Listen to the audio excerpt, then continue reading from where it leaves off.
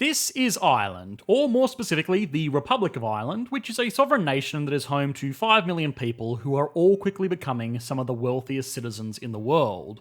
Ireland now has a GDP per capita of over $80,000, meaning they are well ahead of traditionally wealthy nations and regions like Switzerland, Hong Kong, and Norway, and only placing behind statistical outliers like Luxembourg, Singapore, and Qatar.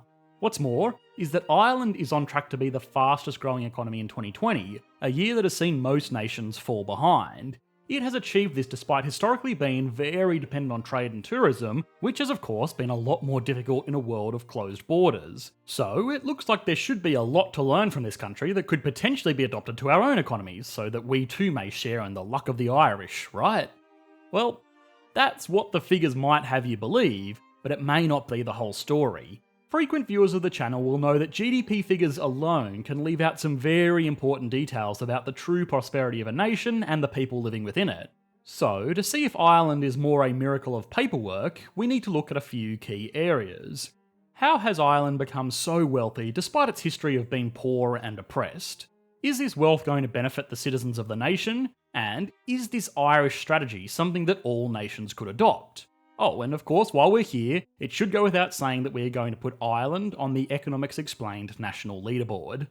This video is brought to you by Trends, the internet's ultimate knowledge hub for entrepreneurs and aspiring ones alike. With a subscription to Trends, you'll gain exclusive access to live Q&As hosted by industry-leading startup CEOs, not to mention an invaluable content library with articles that I know you guys are absolutely going to love reading, like this article on 15 growth hacks to help you grow your startup, or this one about the rise of esports. Try out Trends for an entire week, or for just $1 by going to trends.co/economicsexplained. Again, that's trends.co/economicsexplained. The link is on the screen now and in the video description below. Now, Ireland is a member of the European Union, and unlike their estranged mother, they have remained so. This has, in many ways, been a relationship that the nation has been able to leverage to truly make the country what it is today. We will get to those benefits later, but there are also some major drawbacks. For starters, they are using the euro, which brings with it a collection of disadvantages. We have covered these disadvantages on our videos on Brexit, Greece, Germany, and Italy, so I don't want to repeat too much here, but in short, not having control over your own currency means you don't get to set your own interest rates, and you are also indirectly responsible for other, less prosperous members of the Union. This lack of autonomy means that countries that want to adopt new economic policies or implement new schemes for growth can be limited in doing so. This is part of the reason that most European nations have seen very little GDP growth in the last decade. The nations that are doing well, like Germany, are being held back by places that are doing poorly, and nations that are doing poorly are being trodden on by places that are doing well. Despite this unfortunate back and forth, Ireland has managed to almost double in size in the same decade that most member states went nowhere, and a lot of this has to do with raising all kinds of money. You may have heard the term double Irish with a Dutch sandwich. It's an amusing term that's used to describe the intricate tax loophole where international corporations will exploit intellectual property and corporate expense laws in Ireland and the Netherlands. Again, we have done a video on this little scheme before, and we found that major institutions like Apple were using it to hoard massive piles of cash without having to pay tax on it. All of those trillions of dollars have been parked in where else but Ireland. Now, you might be thinking that trillions of dollars in foreign investment sounds great and kind of answers the questions about how Ireland got so rich, but not so fast. There are two major problems with this particular arrangement. The first is that it doesn't exist anymore.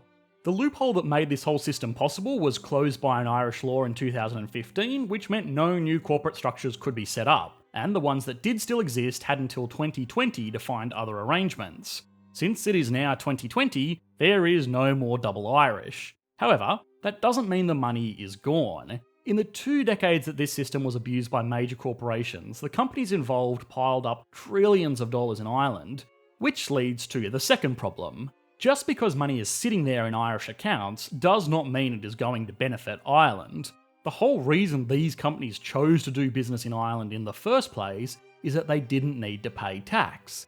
If the country turned around and started taxing this income to put towards, public services, then these companies would just go and find themselves an alternative in a more accommodating country. And of course, to provide these services, there are a few thousand well-paid accountants and lawyers working in Ireland, which is a boost to the local economy, but it's not exactly putting money directly into the pockets of regular Joe. But Ireland had a plan. You see, it knew that as soon as these companies tried to take this money back out to the United States to use for reinvestment or dividends or stock buybacks, they would need a Canada's income and pay tax on it. So, it was a great way to save money tax-free, but it kind of put a lock on that money to use for anything useful. So, Ireland let them use it in Ireland without too much of a penalty.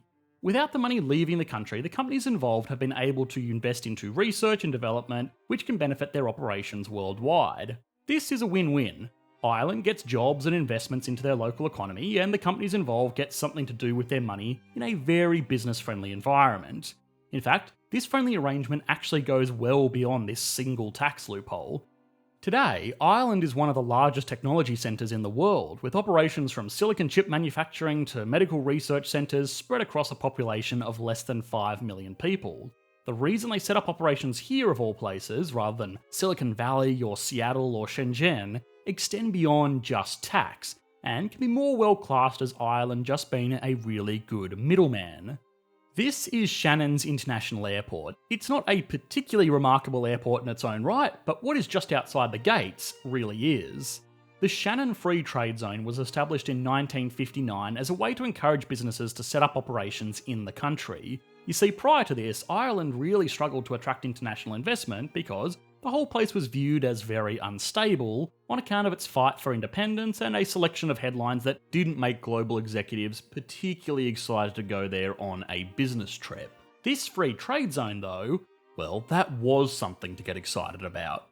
What it did was mark out a 600-acre plot of land around the airport to be established as a business park where local import, export and business taxes did not need to be paid until the goods left the area. What this meant is that companies could set up manufacturing centres in this little area, fly in parts and then fly out finished products without lofty tariffs that were commonplace in the world at this time. Now you might be thinking, oh great, another tax loophole, but it wasn't exactly. The companies involved still had to pay tax in whatever country they ended up selling their products, they just avoided taxes during the actual assembly phase. In a sense, it kind of just made the area the world's first and largest airport duty-free zone. This little arrangement, mixed with the nation's very strong policies on intellectual property rights, attracted companies like Intel, Lufthansa, De Beers, and GE Capital Aviation Services. In fact, Sony's first international manufacturing operation was in Shannon Island, of all places. Now, in fairness, almost any country in the world at the time could have pulled a similar trick, but it probably would have not been quite as popular because Ireland did have some other things going for it as well. It had a great central location between Europe and the United States, the two largest industrial centres in the world at the time. It also offered a sneaky backdoor into the European Economic Community, the predecessor to the European Union, for American companies that would have otherwise had to pay significant markups on imports into this little European club. What's more is that it was home to an English-speaking population that was very well educated. Being able to manufacture silicon chips tax-free was all well and good, but it's not a job that can be done by just anyone, so this workforce went a long way. This whole system served to boost the local economy, bring businesses into an otherwise unremarkable airport, and create highly skilled, high-paying jobs in the Irish economy that were all being paid for by companies abroad. Of course, it must be recognised that the system was not perfect. For starters, this whole system revolved around an airport. People who have watched our video on the merchant navy will know that most international trade is done using ships rather than aircraft, given how much cheaper they are to operate at scale. This has meant that the country can only really attract companies that manufacture very small, high-value products like aircraft parts, computer components, and diamonds. This was somewhat limiting, but with Ireland's modest population, it could probably be called more of a feature rather than a bug. Even if they did have access to mass shipping, low-cost manufacturing was never going to be their thing. The other problem with this system is that it's somewhat obsolete these days. Before trade deals and in a time with widespread import and export tariffs, this free trade zone was an amazing tool that companies could use. Today, it's somewhat unnecessary.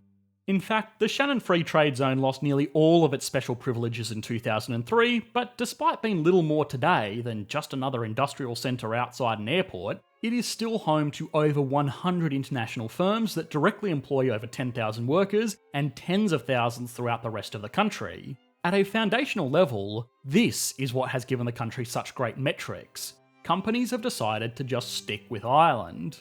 We recently explored the economy of California, and a lot of what we found out about that state's industry is very similar to what is going on here in Ireland. Today, Ireland doesn't have anything particularly appealing about it. Global tax loopholes have been closed, free trade zones have been made irrelevant, and sure, its domestic tax rates are low, but there are cheaper alternatives. The thing that has made Ireland so successful is that there are no other more compelling options that would make it worth moving the significant infrastructure now set up in the country out of it. Very similar in many ways to how Hollywood is the go-to place to make movies because it is home to all of the companies and people that make movies, Ireland is the go-to hub for financial services and technological development because it is home to all of the companies and people that do this stuff.